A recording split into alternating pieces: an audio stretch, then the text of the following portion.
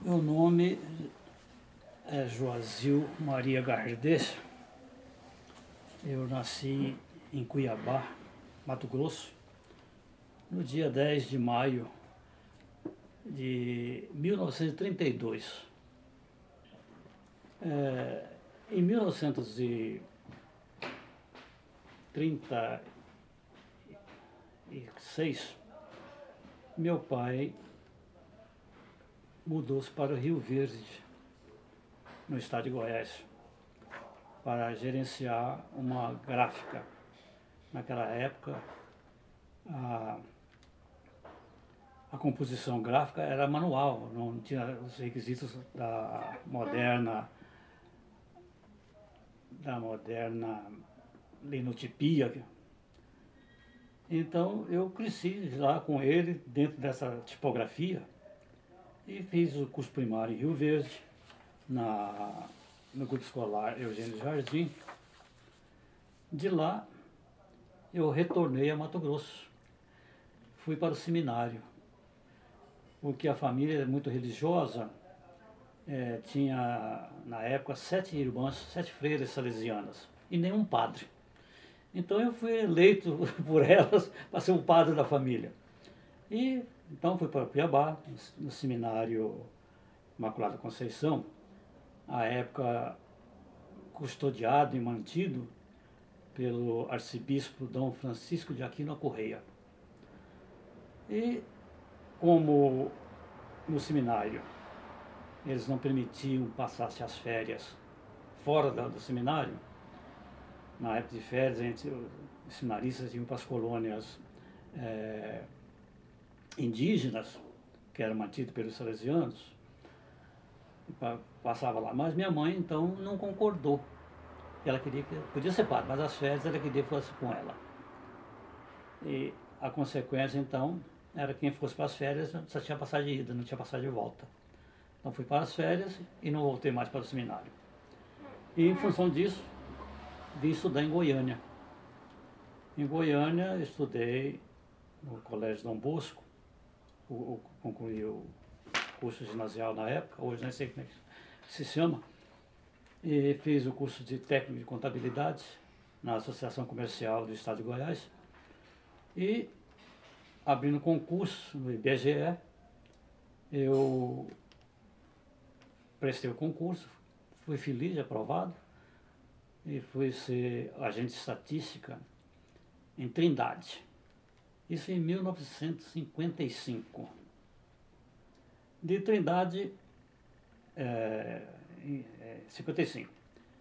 Em 60, com a mudança da capital para Brasília, o IBGE precisava estabelecer em Brasília também, como todos os órgãos federais vieram para Brasília.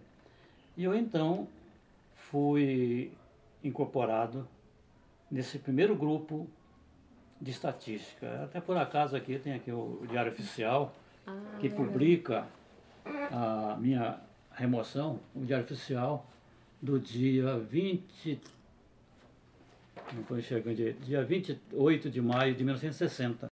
A portaria do secretário-geral do Conselho Nacional de Estatística, constituindo o grupo de trabalho de Brasília, e foi designado os funcionários. Célio Fonseca, que era um engenheiro, como inspetor regional de Goiás, Clóvis Ferreira de Moraes, Odilon, e eu. Aqui. Então, veio para Brasília. O IBGE, na época, funcionava na W3, ali ao lado do posto de saúde número 1. E nós, então, começamos a implantar, dar o suporte para a presidência do Instituto, que tinha que ter seus contatos com as autoridades governamentais. Na época, o IBGE era presidido pelo Dr. Jurandir Pires Ferreira.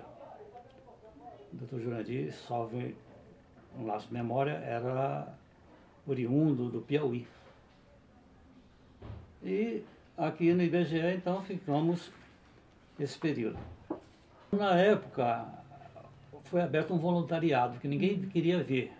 Todo mundo tinha medo. Né? Esse voluntariado era temerário. Brasília era um bicho de sete cabeças, ninguém sabia o que seria. Então eu me inscrevi nesse voluntariado. Dos inscritos, nem todos vieram. Foram escolhidos, não sei por que razão, eu fui um dos escolhidos. Mas já era casada, tinha filhos. Então, quando a minha escolha, os colegas diziam, você é um louco. Ir para Brasília, fazer o quê? E depois eu falei, escuta, se eu não gostar, eu posso voltar? Pode. Então eu vou. E vim. Aí eu vim, nós viemos para Brasília e as famílias ficaram nas suas cidades, vivemos só os funcionários designados. E na época, a acomodação tinha um alojamento lá perto do Brasília Palace, chamado Do Remi. Eram os alojamentos de madeira que foi feito para acomodar as pessoas que vieram para a inauguração de Brasília. Era um alojamento muito bom, embora de madeira, mas era carpetado, bom sanitário, era um apartamentozinho para individuais. Então, todos nós pressionávamos o presidente do IBGE para arrumar um apartamento. A gente tinha que trazer a família, ficar sozinho aqui, todo mundo. Na sexta-feira era aquela dembandada, todo mundo ia embora. Só voltava na segunda-feira. Eu, por exemplo, que era a família morava em Trindade, que era perto, era fácil. Mas outros moravam no Rio de Janeiro, em Belo Horizonte, por aí era aquela dificuldade. Então, eu me recordo bem, o professor Jurandir falou assim, olha, vocês estão pedindo para que eu consiga moradia, para trazer as famílias. Depois vocês vão reclamar, vão questionar que eu fui o culpado pelas desavenças. Porque enquanto vocês estão aqui sozinhos, quando vão ir para casa, é aquela lua de mel, aquela coisa. E a família junto. Mas isso era a jocosidade dele, a brincadeira. E assim, nós conseguimos os primeiros apartamentos aqui em Brasília. Final de 60 já, ali na 409 Sul. Na época era apelidado Coreia, em razão da Guerra da Coreia, né? Em razão da em fase de construção, operários, empresas entregando mobiliário, era aquela confusão que se chamava de Coreia, porque na época havia a Guerra da Coreia. E então, os fatos interessantes, naquela época, a situação financeira não era boa. A verdade era essa. A vantagem de Brasília é que a gente recebia dobrado. Tinha dobradinha, então o vencimento recebia duas vezes o vencimento. Isso ajudou bastante. E, como naquela movimentação, móveis que chegam, televisão era o auge, geladeira, e operário que vinha para instalar uma torneira, para colocar uma vidraça, um vidro, aquela coisa. E meus filhos eram pequenos, achavam que aquilo, o pessoal que levava, trazia televisão, trazia geladeira, fosse também por conta do governo, do Estado, que estaria mantendo coisa. Aí meus filhos perguntaram, meu pai, que dia que chega a nossa televisão? Como é que ia comprar televisão se não tinha dinheiro? O crédito naquela época não era essa facilidade de hoje. Poucas lojas vendiam ao crediário, tudo era compra à vista. E assim fomos vivendo. Bem, aí instalamos o IBGE, alguns anos depois foi criada a UNB. E um colega meu, muito amigo, Anderson Gouveia de Azevedo, ele insistiu porque eu fizesse vestibular. Olha, você vai prestar vestibular? Porque eu só tinha o curso técnico de contabilidade. Eu disse, Anderson, eu não posso fazer vestibular porque há mais de 10 anos que eu não estudo, não pego um livro. Tenho que trabalhar para sustentar a família, tenho os filhos. Ele insistiu muito e eu me inscrevi no vestibular. Fui feliz, passei e pude concluir o curso de Direito na UNB. Então eu me inscrevi na UNB, abri o concurso para a Câmara dos Deputados. Lá foi eu prestar esse concurso também. Aí fiz o concurso numa Câmara, fui aprovado, saí do IBGE e fui trabalhar na Câmara dos Deputados. Nesse período que eu estava na Câmara, foi que eu concluí o curso de Direito na UNB. E na Câmara trabalhei por cerca de 64 a 80. Participei em diversas sessões, participei de diversas diretorias da Associação dos Funcionários, hoje a ASCAD, conhecida, da qual fui tesoureiro, fui vice-presidente, fui procurador, há algum tempo. Aí concluí o curso de Direito e comecei a querer advogar também. Fui formado para ficar só com o diploma. E o que eu queria mostrar para um colega na época, que quando eu terminei o curso, eu falei assim, mais um bacharel. Eu digo, não, mais um advogado, não vou ser bacharel. Então. E fui trabalhando e numa ação da qual eram as partes eram diversas, contra o Ministério da Indústria e Comércio, tinha o doutor Firmino Ferreira da Paz, que era o patrono de alguns dos litigantes, e eu defendi alguns outros. Em função desse processo, do professor doutor Firmino, logo depois foi nomeado Procurador-Geral da República. Então ele me convidou para ser seu assessor. E eu fui ser assessor do professor Firmino, do doutor Firmino. E nessa época abriu o concurso para juiz de substituto do Tribunal de Justiça do Distrito Federal. Me inscrevi, também fui bem sucedido e logo fui nomeado, tomando posse como juiz de direito substituto no dia, salvo engano, 18 de setembro de 80. E lá no tribunal eu fiz toda a minha carreira, juiz substituto, juiz efetivo, mais tarde promovido a desembargador. Eu, ao tomar posse como juiz de direito substituto, a gente tinha que cobrir todo onde tivesse uma vaga. Então, da primeira civil, para criminal, para Taguatinga, para Sobradinho, Planaltina, onde houvesse uma necessidade de um juiz, lá vai o substituto para cobrir aquela vaga. Aí eu fui promovido, depois de percorrer essa gama de locais, eu fui promovido para a 6ª Vara de Família. Na 6ª Vara de Família, eu fiquei mais ou menos uns 6 a 8 anos na Vara de Família. Aí a minha secretária me pediu, falou, doutor, eu podia mudar para uma vara criminal. Aqui família, conhecendo tudo, já ficou uma coisa tão batida. Então eu pleiteei a remoção e fui para a 2ª Vara Criminal. E na 2ª Vara Criminal eu fiquei até ser promovido a desembargador. No tribunal, inicialmente eu fui com uma turma civil, fiquei uns 6 meses mais ou menos, aí depois ocorreu vaga, fui removido para a turma criminal e lá fiquei até ser aposentado.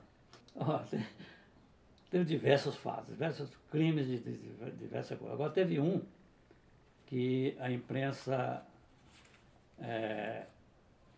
colocou os réus como suplamente culpados. É o caso do índio Pataxó. Eu fui o relator desse processo e os rapazes, em insanidade, um momento impensado, pensando em fazer uma brincadeira, provocaram a morte. E a imprensa, como sempre, tomou as dores do Pataxó e crucificaram os rapazes. No meu entender, embora eles tivessem sido foram condenados por homicídio doloso, no meu entender, houve um homicídio, mas pelo menos culposo. Eles pensaram em fazer uma brincadeira, essa brincadeira resultou a morte. Mas o que prevaleceu foi pelo entendimento do Superior Tribunal de Justiça, que não houve a simples intenção de brincar, mas o dolo eventual de matar. E foram condenados, cumpriram a pena e parece que hoje estão bastante reabilitados. Nunca mais, até os nomes eu me desconheço, o caso é esse. Teve um outro caso interessante, na época, uma gangue de esses alterofilistas, eles, a título de oferecer segurança e garantia, chegavam nessas boates, lanchonetes, principalmente aqui no Gilberto Salomão, e oferecia garantia. Se a pessoa, do dono da boate ou da lanchonete, não quisesse pagar por essa segurança, eles inventavam ali uma briga, coisa e tal, e quebrava tudo. Era um prejuízo, um processo imenso. Né? E eram rapazes bastante fortes fisicamente. E esse processo também eu tive foi o juiz na época, e os condenei. Lá no IBGE nós montamos uma cantina, E a cada semana ou 15 dias era um de nós que administrava essa cantina. Então íamos no Bandeirante, que tem a Cidade Livre, para comprar os mantimentos, para fazer o almoço. Contratamos uma cozinheira que fazia refeições e assim passava a semana. Aqueles que tinham melhor condições financeiras, nos finais de semana, tinha as boates, tinha uma boate chamada Pilango, tinha uma borboleta bonita, né, lá. Hoje, salvo engano, ali no final da W3, é da Mil. Ali foi diversas boates, era setor hoteleiro. Brasília era poeira, era um poeirão danado. Não tinha pouco asfalto, o asfalto era muito, estava começando. Tanto que no aeroporto vendia vidrinhos com poeira de Brasília, como a pessoa levar como souvenir. Quem vinha a Brasília levava poeira de Brasília, era aquele poeirão. Mas era bom, finalmente. Mas uns peixinhos sem vergonha, né? Não estava como hoje, não, depois de 50 anos os peixes cresceram. Mas naquela época tinha sido trazido da África, se não me engano, as tilápias para povoar o lago e consumir a matéria orgânica que a água cobriu. Ali na região do Brasília Palace, tinha uma invasão de operários, se não me engano, era a Vila Mauri. E essa Vila Mauri foi coberta com a água, quando fecharam as comportas, a água cobriu tudo aquilo. Você vê aquelas casas, aqueles barracos, fossas e tudo mais. Então a tilápia veio para fazer a limpeza do lago. Então, sim, os meus garotos, na época, tinha 5, 6 anos, o mais velho, né? Então estudavam no Jardim da Infância, ali na 208 Sul, tem o Jardim da Infância, eles moravam na 409, e o Jardim da Infância na 408, e eles frequentavam. O Jardim da Infância era muito... O Jardim da Infância, eu não digo, toda a escola de Brasília na época, tem o Elefante Branco, o Casebe, todas essas escolas que tem hoje, famosas, já existiam na época. Era muito...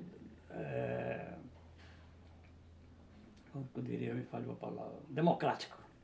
Então, meus meninos no Jardim da Infância 208 tinham como colegas de classe João Vicente, Denise, filhas do João Goulart.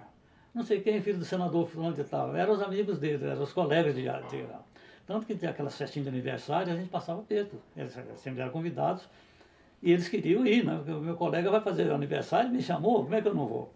E a gente às vezes ia. E assim já foi. Uma vez um neto de um senador se não me engano, do Maranhão, convidou para que passasse o dia na casa dele. Então eu levei meu menino, aí na hora de servir o lanche, o mordomo lá serviu melancia. E o garoto disse, rapaz, que mamão gostoso, né? E era melancia, né? E essas coisinhas da vida foi acontecendo. Mas na fim de semana, geralmente, a gente ia para casa, né? Passava sábado, domingo com a família e retornava na segunda. O frio era bastante, né? Ventava muito, né? E não tinha essa quantidade de concreto que existe hoje. Os edifícios não tinha arranha-céu, não tinha tanto asfalto. Então o frio era muito grande, e ventava muito, né?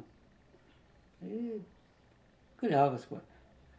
Agora, hoje o Brasil tem interessante, tem muitos, que eu chamaria de mito, muitos fatos que o povo tem como sendo homenagem. Por exemplo, ali na 403, 407, o edifício JK. Muita gente ainda hoje pensa que era uma homenagem que se fez ao Juscelino. E não era, era uma crítica que se fazia aos apartamentos. Que o apartamento só tinha janela e kitnet. É o JK. Então, hoje em dia, na Praça dos Três Poderes tem uma escultura, o autor não sei agora dizer o nome, os dois guerreiros. Então, vamos falar os dois candangos, não tinha nada de candango. A escultura foi feita com dois guerreiros. E assim foram diversas diversos mitos que existem em Brasília. Na época da 60, 50, já, quando o Brasil foi inaugurado, já estava pronto a Congresso, né?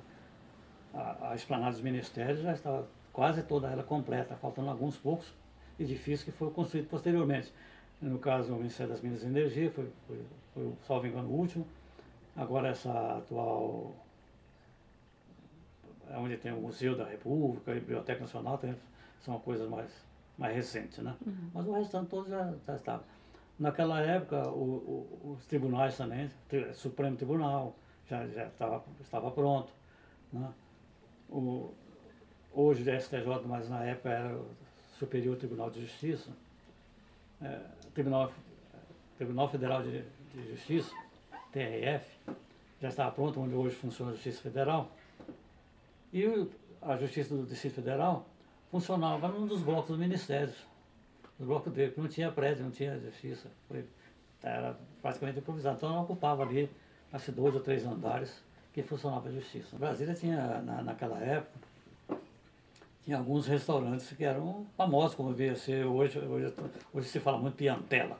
Mas muito antes de Piantella se falava, tinha o Roma, na W3, né? Tinha um outro, os nomes também, a memória está me traindo, mas